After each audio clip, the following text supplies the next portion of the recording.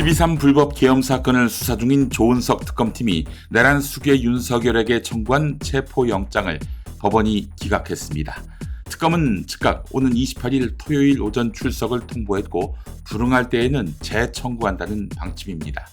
체포영장 기각은 윤석열 측이 출석 의사를 밝힌 점이 반영된 것으로 보이는데요. 특검은 내란 혐의 외에 대통령 경호처 동원 방해 등 추가 혐의도 수사하고 있습니다. 법조계는 체포영장 기각이 수사에 큰 영향을 주지 않고 출석 압박용 전략적 조치였다는 분석을 내놨습니다. 한편 김용현 전 국방부 장관은 구속 만기를 3시간 앞두고 다시 구속됐습니다. 이재명 대통령이 광주 군공항 이전 갈등 해소를 위해 육자협의체 TF 구성을 지시하고 지역 균형 발전을 강조했습니다. 어제 광주에서 열린 타운홀 미팅에선 시민 발언을 열어두며 민심을 청취했고 군공항 이전, 수도권 과밀 해소 등을 논의했습니다. 이재명 대통령은 취임 후 울산, 부산, 호남 등 현장 행보를 이어가며 지방 민심 행보를 가속화하고 있습니다. 현직 대통령 최초로 소록도 병원을 찾아 한센병 환우를 위로하고 5.18 유공자 유족도 만났습니다. 정치권에서는 내년 지방선거 행보로 해석하고 있습니다. 청년 인구가 줄어드는 가운데 30대 이하 쉬었음 인구 비율이 10년 새 2배 가까이 늘었습니다. 특히 직장을 그만둔 뒤 재취업하지 않는 재취업 번아웃 사례가 그렇지 않은 경우보다 5배 많았습니다. 지난달 15살에서 39살 세대의 쉬었음 인구는 68만여 명으로 이 중 82%가 퇴사 이후 구직 의욕을 잃은 상태입니다. 쉬었음 비율은 2.6%에서 4.6%로 상승했고 퇴사 사유는 개인, 가족 사정과 직업 여건 불만족이 주를 이루었습니다. 전문가들은 노동 환경 개선과 맞춤형 재취업 대책이 시급하다고 지적했습니다.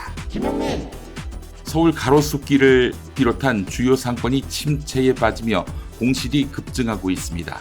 가로수길 공실률은 41.6%로 5곳 중에 2곳이 비었고 강남, 홍대, 이태원 등도 공실률이 크게 올랐습니다. 유동인구 감소와 매출 부진으로 자영업자들은 폐업하거나 개점 휴업 상태로 전환하고 있으며 권리금도 하락세입니다. 상권 침체는 폐업과 공실 증가의 악순환을 불러오고 상가 경매 시장도 침체 중입니다. 전문가들은 체질 개선과 실효성 있는 자영업 지원 정책이 시급하다고 지적했습니다. 하버드대 로런스 레시그 교수가 인공지능 알고리즘이 민주주의를 위협하고 있다고 경고했습니다. 소셜미디어의 참여 기반 비즈니스 모델이 자극적, 극단적 콘텐츠를 확산시키며 이용자들을 필터 버블과 혐오 콘텐츠에 몰아넣고 민주적 수기를 훼손한다는 것입니다. 레시그는 전통적 선거만으로는 민주주의의 위기를 막을 수 없다며 아이슬란드와 아일랜드의 시민의회 사례처럼 보호된 수기 기구를 통해 인공지능 시대 민주주의를 지켜야 한다고 강조했습니다. 한국은행이 스테이블 코인의 금융 위험성을 경고했습니다. 법정 화폐와 1대1로 연동되는 스테이블 코인은 위기 때엔 대량 인출이라 할 수 있을 코인런을 촉발시킬 수 있고 자본 유출과 통화 정책 약화 우려도 크다는 것입니다. 지금 조선일보 기사를 읽고 있는데요. 특히 원화 스테이블 코인 도입 때에는 외환 규제 우회를 통한 달러 수요 급증과 금융시장 불안을 우려합니다.